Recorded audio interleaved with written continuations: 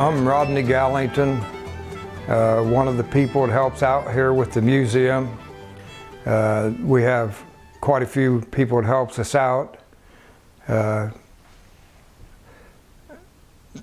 This building was donated to us by Akron College. It already had some of the Millfield mine disaster artifacts in it, which some people started years ago collecting this stuff, and it had been around for quite a while, but it ended up down to Akron College. And this building itself was an old coal company house. Baird Brothers Coal Company was right where Akron College is now, and this house set right along the railroad tracks about where the bridge is there on Akron College now, and it was later moved down where the log cabins are there on the campus. And about 10 years ago, Akron College was wanting to move this building somewhere else because they didn't feel it fit in with the log cabins, and Paul Johnson was one of the people was still living that had started the Millfield mine disaster artifacts, and he was trying to find some place to put it, and the village of Buchtel said they'd donate this land if they wanted to bring it over here, and so that's how that came about. The college paid to get it here, and we didn't have any, well, the village council gave them this property to put it on, but we didn't have any money at all. And when they brought the building over, we got a donation from the Methodist church and the Catholic church and the gas station over here. Bud run the gas station at the time. They all give us $500, and that was enough to get us a footer put in a block, and everything else was done with volunteer help. And the building was just a skeleton. It was about like it looked forever on the outside, but the inside was not finished at all. It just studded up, and the floor just had particle board on for a subfloor. No ceiling, no walls, no insulation, no electricity. So we got all that done with just volunteer help, and we still get a lot of volunteer help with everything we do around here. In fact, this has nothing to do with the building, but they're volunteering help right now, and they're building that little shelter house over top of the Veterans Memorial across the street.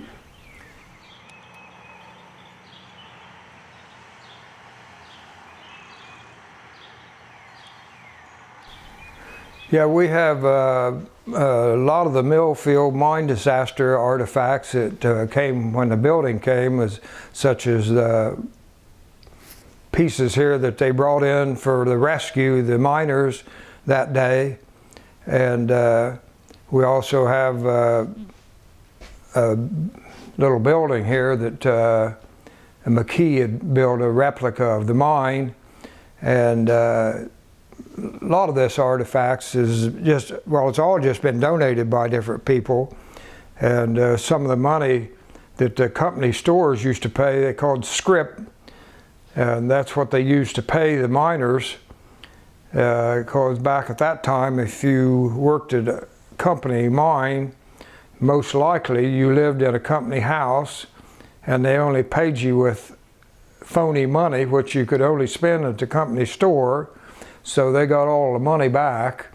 It was just another form of slavery in this country. But we also have some scrip here that people have donated us. This is a picture of the A.K. Shintz store, which sit right on the corner of Akron Avenue and what is now State Route 78. And later on was run by Harv Sayre. And there's some scrip there from Harv A.K. Shintz and also from the Harv Sayre store. And there's also some scrip from a Prudence store up to Mundy, Ohio. And they're just coins which they could spend at the store wherever it issued them. Now, A.K. Shintz was not the company store. John R. Buchtel had a large building that he had built for a company store here in town. This is some the rescue equipment that they brought in the day of the mine disaster, November the 5th, 1930. There was no rescue equipment in the state of Ohio at that time, and they had this brought in by train from Pennsylvania. And there's a book wrote about that. It says they set a record for a speed record on the train bringing this down here. That happened about 11 o'clock that morning, and they was here by before dark that evening. So this is all some of that equipment that was brought in for the rescuers. And some of the equipment that the miners was used here in the case, the carbide lights that fit on the hats that they wore, and that was used back at that time. Prior to that, they used a little oil light, which I don't, oh yeah, there's one of them sitting right there in the case with a little oil light. They could use just about any kind of oil, and that had a wick on it and a burn. But the carbide lights came later, and then of course now they use lights with batteries, electrical lights. The other things is a methane tester. Prior to having that, they had bird cages that they used canaries to carry in the mine. And the first thing the guy done, designated in the morning, was to take that canary and go in the mine. And if that canary, if you got in some bad gas, that canary would die. And when that canary fell off his perch, you better get out of there or you'd die too pretty quick.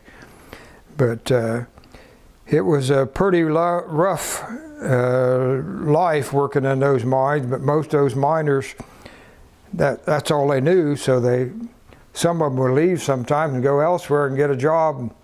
They'd come back to work in the coal mines. This is an old drill press that would have been used in the, about all mines have their own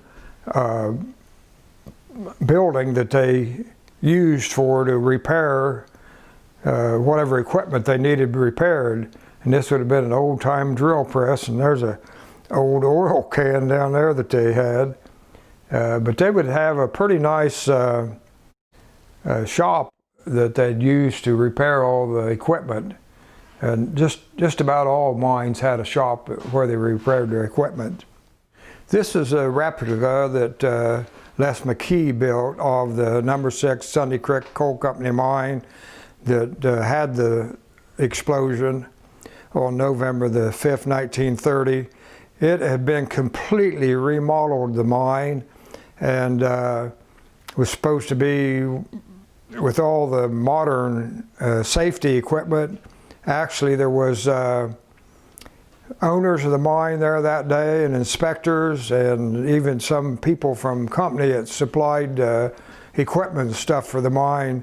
And I forget now, but I think there was 7 of those people that was killed in the mine was not miners. They was either owners or just there that day they was given a tour to show all the new equipment in the mine when this disaster happened.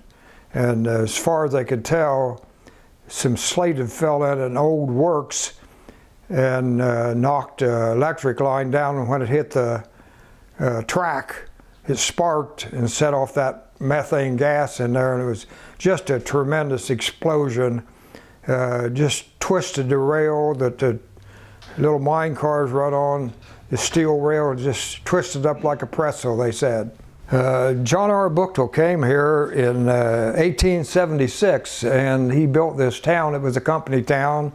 He built about 178 houses, half of them being doubles, which means 2 people lived in the same house. And it was started as an iron ore furnace, and not as a coal company town. There was a lot of iron ore furnaces in our area. the iron ore furnace here in Buchtel just set right here 100 yards from where we're standing, and this would be a photo of it when it was working with all the business part of the iron ore right there. And this is the Catholic church, and that's the Methodist church that lives up the road there. But there was iron ore furnaces, about a dozen of them, within a 6-mile radius of here. These old lions' heads was on the Star Theater, which was just up the street here, 2 doors up, and they was right at the corners of the ceiling and the wall on the entranceway into the theater.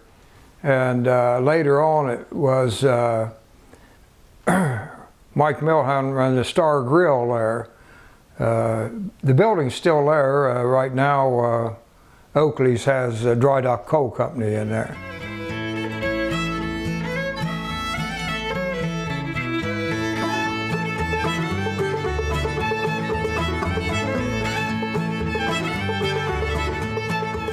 These old photos on this section of the wall right here are more sports related. This old baseball was mostly the sport back years ago. That those miners would play baseball, although they did have a football team around here at one time. And but this is mostly baseball, I think, in here. But they worked hard and they played hard. And this right here is Lester Coakley, better known as Whiskers. Most of the time he would never have a shirt on, and he usually wore a hat. And it wasn't unusual for him to take that hat off and he'd have a snake rolled up in that hat. And he was always scaring them kids with that snake. This is a death mask, and I guess it wasn't unusual for years ago for him to make this plaster Paris piece to go over somebody's face, and then they'd make a hard copy of it, and it would be just an image of the person that had died.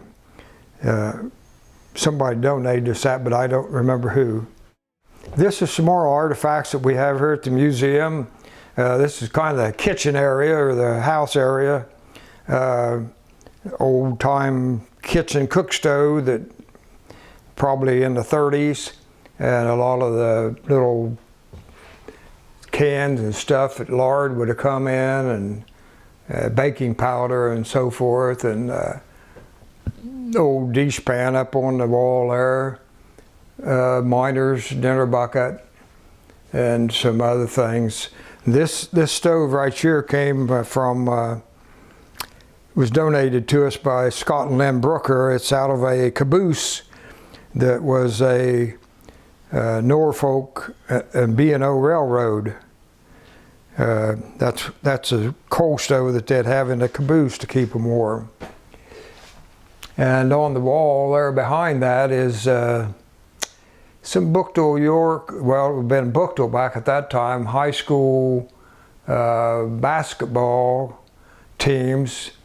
Girls had basketball teams in the 20s and 30s, and then I think that probably kind of disappeared when the Depression and the World War II came, and the girls didn't play basketball in school till later years.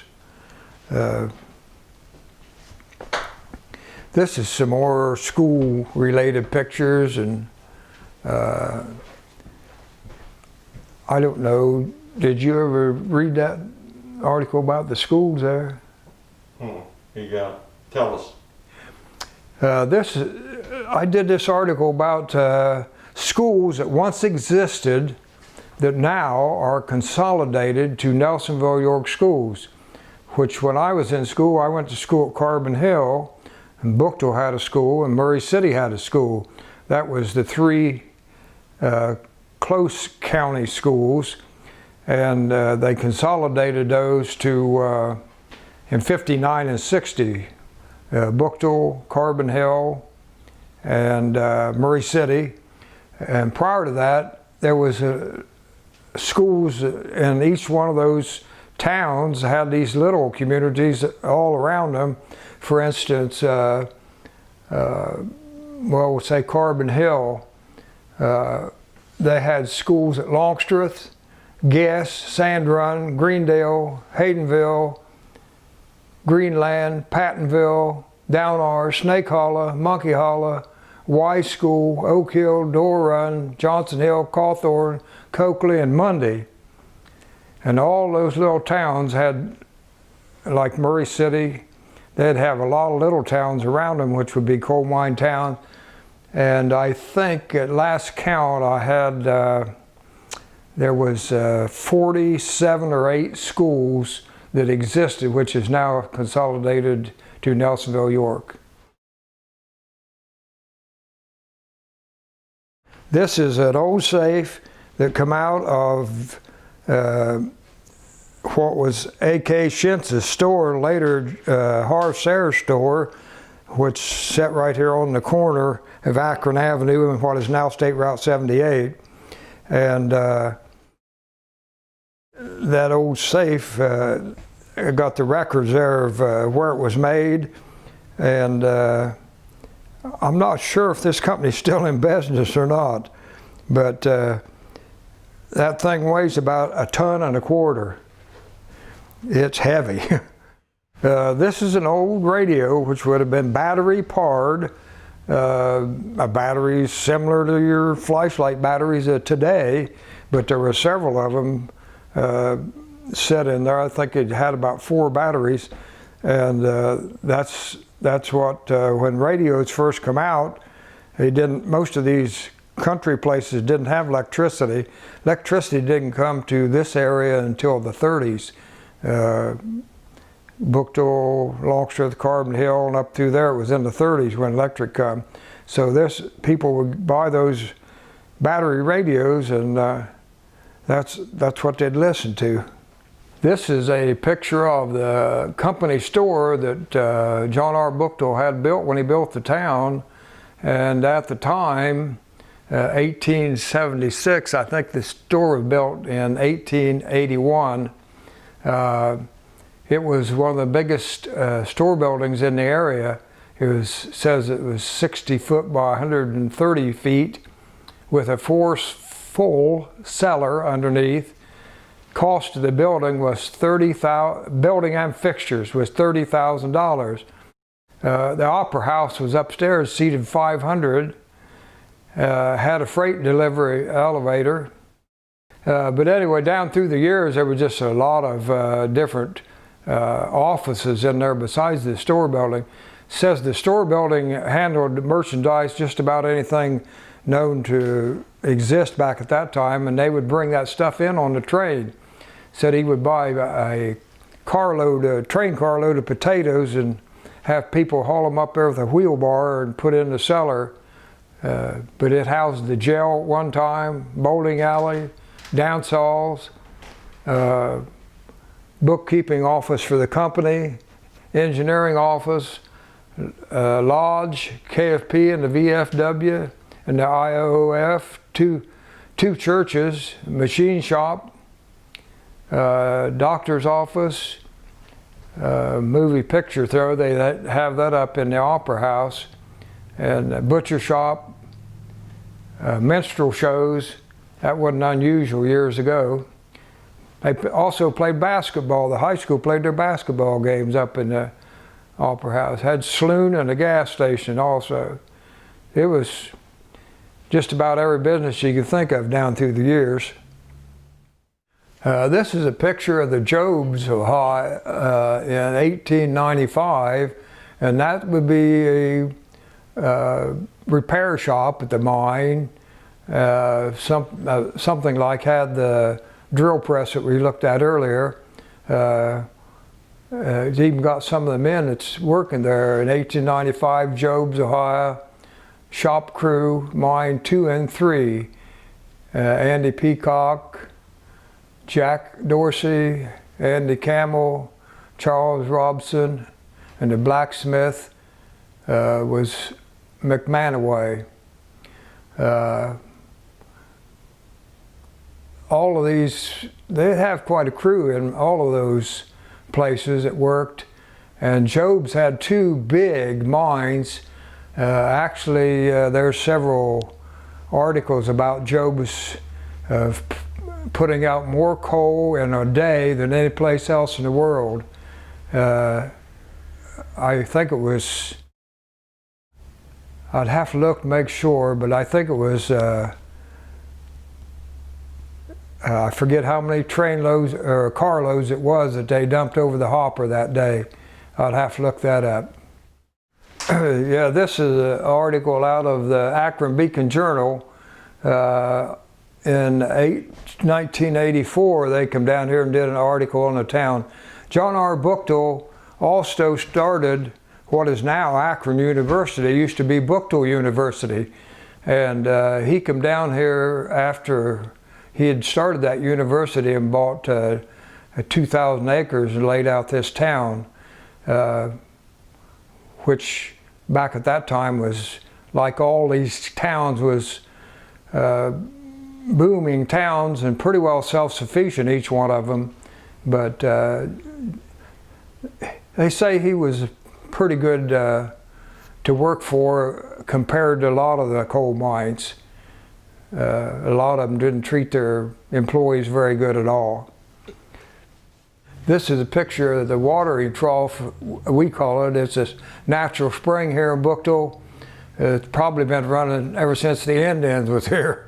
But there's an article in one of the books wrote about Morgan raid when they come up through here during the Civil War and stopped and watered their horses there.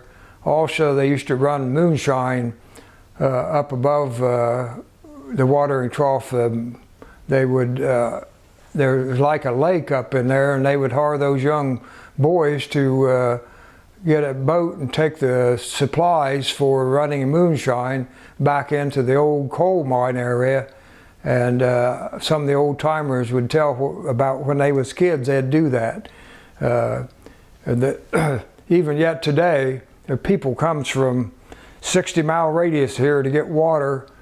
If you go out there, if you're out there 15 minutes, there'll probably be somebody else show up to get water. And it runs 100 gallons a minute. This is Whitmore's came here prior to when it was the village of Buchtel. They was here quite some time before John R. Buchtel ever came. And this is a stone house that they built, which set up on the hill between here and Happy Hollow. And it was all built out of sandstone. And they also, well, it was built in 1843. And it was also part of the Underground Railroad. They had a tunnel from the basement that went right back into the coal mine works. And that's how they would get them slaves in and out of there on the Underground Railroad. They also had Whitmore's greenhouse, which sets over just out through Bessemer when you come to Carbon Hill Buchtel Road. And the greenhouse is still there, but it's pretty dilapidated. But at one time, it was a large, large greenhouse, and they shipped flowers by train all over the country. And it was amazing how many flowers they shipped to Cincinnati one year. It tells, I think it's in 1905 history of Athens County, tells how many flowers they sent to just to Cincinnati for sale. Bill McDonald lived over in Little Greens Run, built this little replica of a mine, and Bill's passed away now, but it was displayed over in the library over in Nelsonville for quite some time. This is Charlie Townsend that used to run an Ace Tar Shop just right outside of Buchtel here. And this is a piece of Red Dog. Red Dog is where those slack that they would bring out of the mine and just piled it up, because back at that time they didn't use the real fine coal, and it would just pile up in big piles, and sometimes lightning would catch it on fire, or somehow it would catch on fire. Maybe somebody even have a fire, and it just would lay there in that big pile, tons of it, and smolder, and it just all turned into big clinkers like, and I don't know what caused it to be a reddish, pinkish color, but they called it Red Dog. And a funny story, that piece was laying outside of a fellow's house over here, and he'd moved in this area and was gone to school down to Akron College. And I said, "Oh, I see you got a piece of Red Dog." And he looked at me kind of funny. He said, "What is that?" I said, "It's Red Dog." He said, "I thought it was a meteorite I'd found."